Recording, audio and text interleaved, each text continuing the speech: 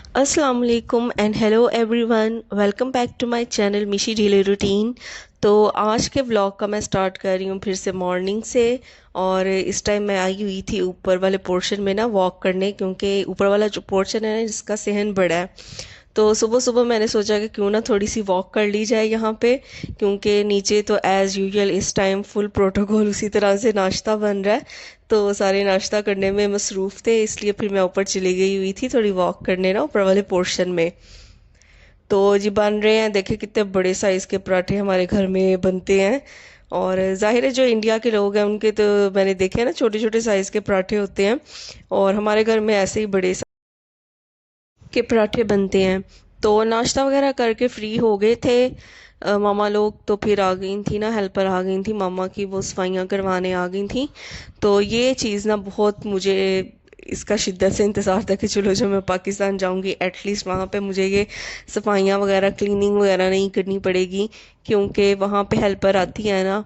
तो ये सोच के मैं ना एक्साइटेड थी कि एटलीस्ट वहाँ पे जाके इस काम से तो छुट्टी होगी।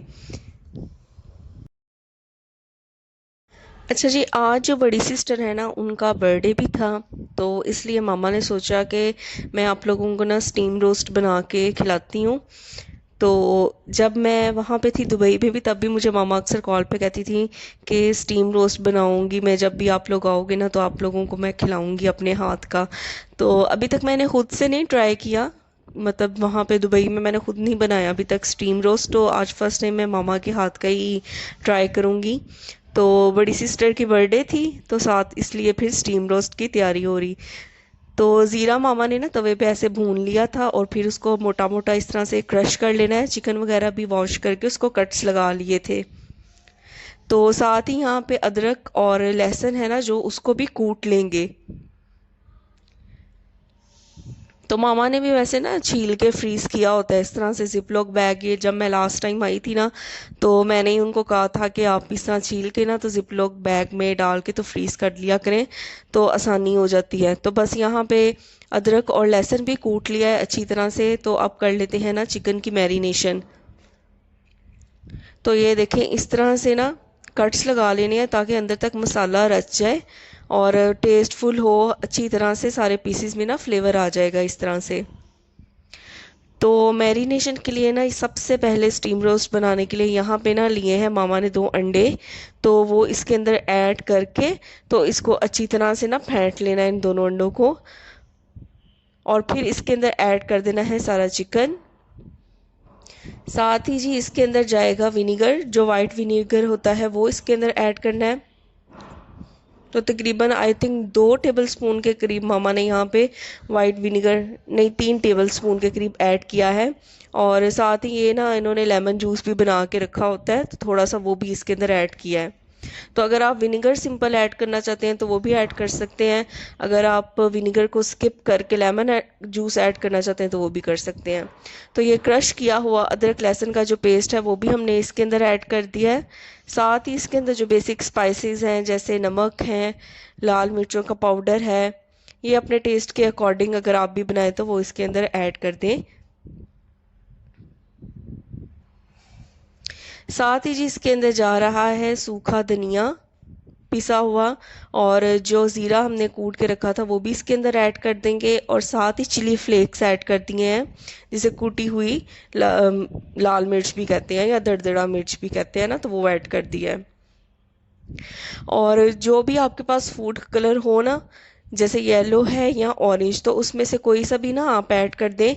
और फिर इसके अंदर ऐड कर दिया है थोड़ा सा मैदा, और अच्छी तरह से हाथों से हमने इसको कर देना है मिक्स मिक्स मिक्स, ताकि जितने भी चिकन के पीसीस है ना अच्छी तरह से कोट हो जाएं। तो यहाँ पे देखें चिकन हो गया है अच्छी तरह से मैरिनेट, और इसको तकरीबन 3 से 4 घंटे के लिए मामा ने रख दिया था फ्रिज में, ताकि अच्छी तरह से फ्लेवर इसके अंदर डेवलप हो जाए। तो अब स्टीम रोस्ट बनने में तो 4 से 5 घंटे थे, तो मुझे लग गई थी भूख, तो फिर मैंने भाई से कहा कि जाओ हमें समोसे ला के दो। तो यहाँ पे जी मैं खाने लगी हूँ समोसे। और समोसे तो मुझे इस कदर पसंद है ना, कि मैं अकेली, मुझे अभी तक याद है जब मैं छोटी थी तो मैं अकेली एक दफ़ा मैंने 12 समोसे खा लिए थे।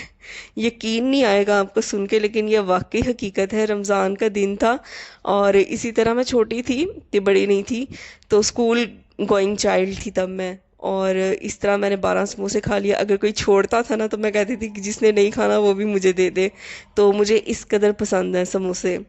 और समोसे ना मुझे ज़्यादातर ये जो रेड चटनी मिलती है ना इसके साथ, उसके साथ मुझे ज़्यादा मज़ा आता है बनिस्बत ये जो वाइट चने होते हैं ना, इसके साथ मुझे कम ही आता है। लेकिन जो रेड चटनी होती है ना उसके साथ तो मुझे इसका कॉम्बिनेशन बहुत ही ज़बरदस्त लगता है। तो मैं यहाँ पे ख़त्म कर लेती हूँ समोसा।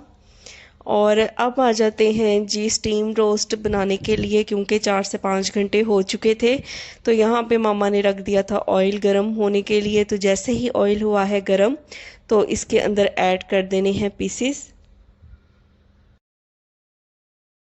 तो बहुत ज़्यादा आपने कढ़ाई को कंजस्टेड नहीं कर लेना, जितने इजीली उसके अंदर पीसेस आएंगे बस उतने ही ऐड करने हैं, ताकि हीट सारे पीसेस को ना हीट लगे। तो अभी से ही देख के तो मुझे तो मुंह में पानी आ रहा था। और मामा को इतनी खुशी हो रही थी, क्योंकि वो जब भी मुझे कॉल करती हैं ना, उन्होंने कोई भी नई रेसिपी उन्होंने सीखी होती है या वो ट्राई करती है ना, तो कॉल पे वो यही कहते हैं जब तुम लोगों ने आना है ना पाकिस्तान तो फिर मैंने तुम लोगों को अपने हाथ की ये चीज़ खिलानी है, ये चीज़ खिलानी है। तो उनको ना खुद भी बहुत ज़्यादा खुशी फील हो रही होती है जब वो कोई न्यू रेसिपी ट्राई करती हैं। और जब हम पाकिस्तान आते हैं तो हमें बना के उन्होंने खिलानी होती है ना, तो वो खुद भी बहुत हैप्पी होती हैं बनाते हुए। और मैं मामा से भी ना यही बात कर रही थी कि वहाँ पे मैं जितनी मर्ज़ी डिशेस ट्राई कर लूँ, दो अच्छी भी बनती है, मज़ा आता है सबको, भाई को भी हस्बैंड को भी, मुझे खुद अपने हाथ की भी अच्छी लगने लग गई अब।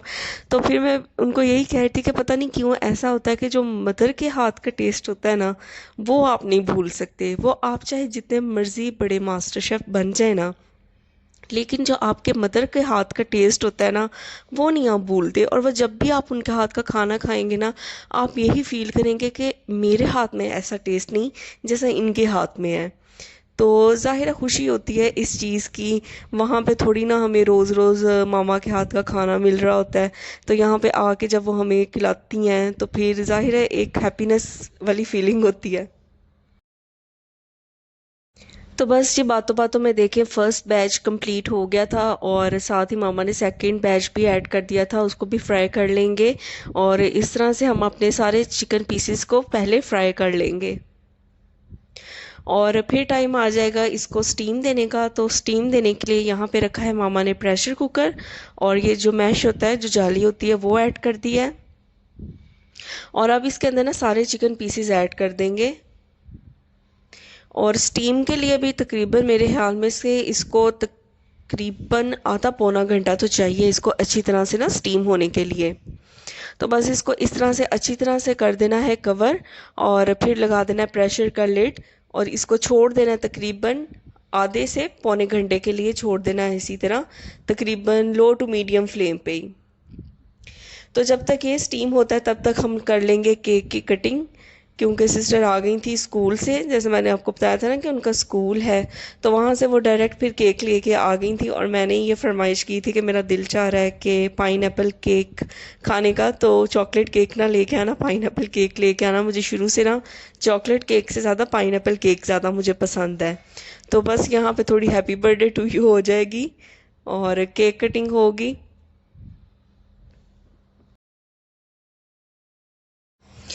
तो केक वगैरह खा के ना एक तो पेट बहुत जल्दी ना फुल हो जाता है, तो फिर खाना खाने के लिए ना एकदम से आपका दिल नहीं कर रहा होता। तो हम लोगों ने भी बस केक खाया और फिर थोड़ी देर ना हम लोगों ने रेस्ट कर लिया। तो अभी चिकन भी वैसे स्टीम हो रहा था, तो उसके बाद फिर हम लोगों ने ना खाना खा लिया। और ये था जी मेरा आज का व्लॉग पाकिस्तान से। तो मैं उम्मीद करती हूँ कि आपको ये पसंद आया होगा। अगर आपको ये पसंद आया तो इसको लाइक करें, शेयर करें, कमेंट करें, अपने फ्रेंड्स एंड फैमिली मेम्बर्स के साथ भी इसको शेयर करें।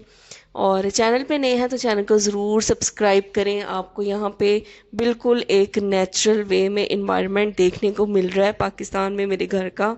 इसमें कोई ऐसा नहीं है कि बड़ी कोई डिसिप्लिन से एक चीज़ मैं दिखा रही हूँ या पहले वीडियो शूट करने से पहले चीज़ों को ऑर्गेनाइज़ कर रही हूँ। जो है जैसा है वही मैं आपके सामने यहाँ पे रख रही हूँ, आपको दिखा रही हूँ। तो इस नेचुरल इन्वायरमेंट को भी आप उसी तरह प्यार दीजिएगा जिस तरह आप मेरे दुबई वाली जो व्लॉग्स हैं और वीडियोस हैं उनको प्यार देते हैं। तो टिल देन टेक केयर, अल्लाह हाफिज़। फिर आऊँगी एक नेक्स्ट व्लॉग के साथ। तब तक के लिए अपनी दुआओं में याद रखें, खुश रहें और दूसरों के लिए भी दुआ करें।